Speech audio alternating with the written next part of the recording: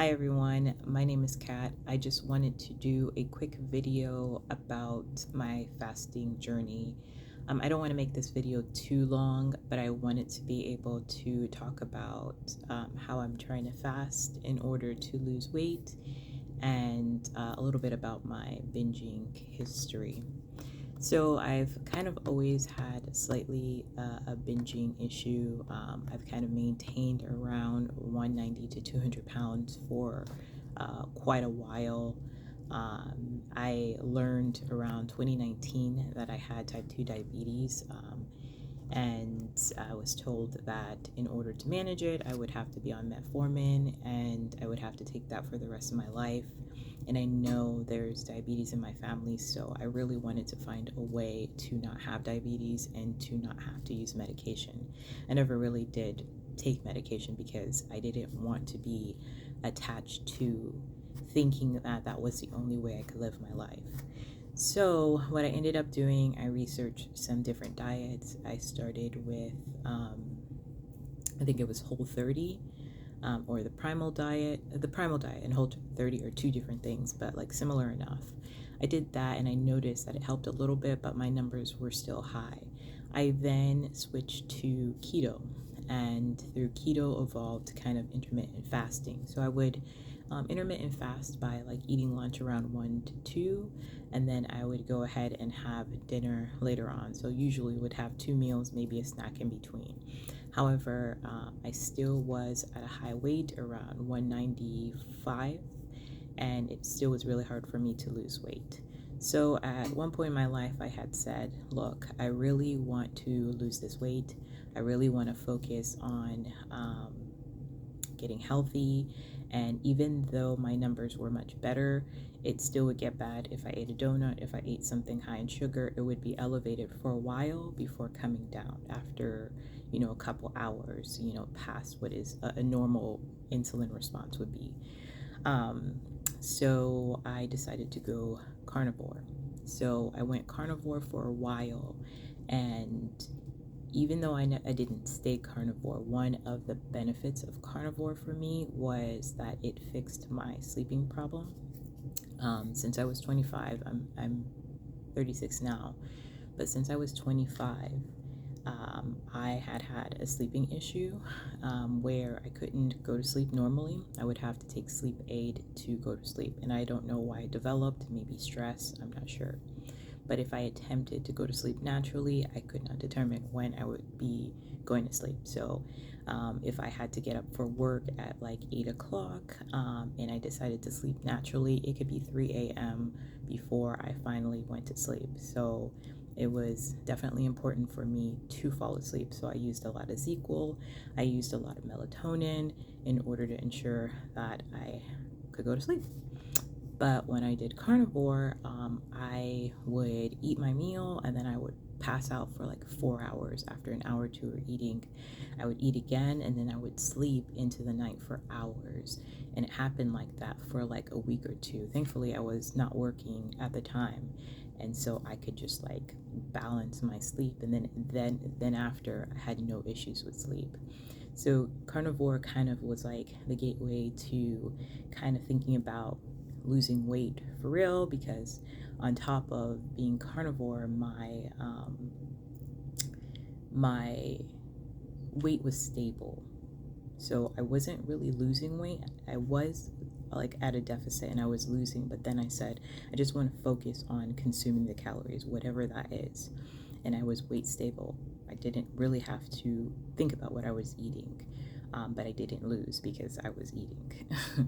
So after that, I'm like, I think I could probably start fasting to lose the weight. So I went back to keto, like now officially keto, where my carbs were lowered, and I introduced more vegetables and stuff like that and meats, and I started to do rolling fasts.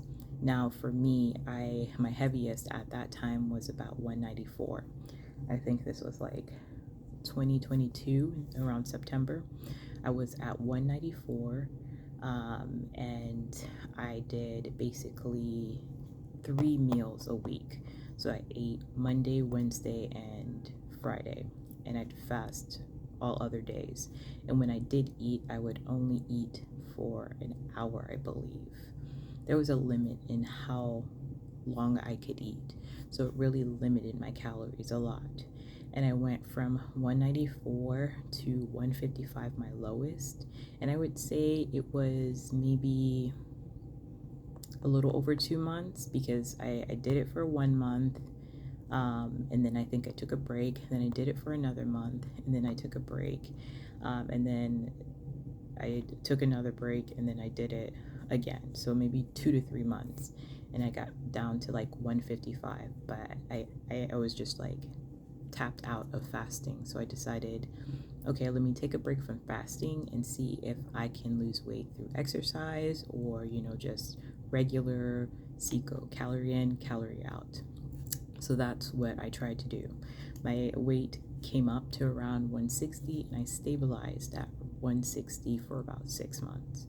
And then I had a situation basically where I guess I was stressed, something happened, and then I resorted to binging again. And my weight went from 160, 165 to 198. And in a short amount of time, like maybe like 2 months. I don't know what that is, but sorry for the glare. So my weight went up, and at a certain point I was just fed up with constantly eating foods. For me, when I'm binging on foods, I consider them bad foods. I know there's this concept that there's no such thing as bad foods, that in order to have a healthy relationship with foods, you shouldn't think of foods as good and bad, and you should be open to having all types of foods. I don't believe that. I don't think Snickers are good foods. I don't think chips, in comparison to a lot of whole foods, are good foods. I think that those foods have low satiety. They will make you hungrier. I am not able to moderate them a lot.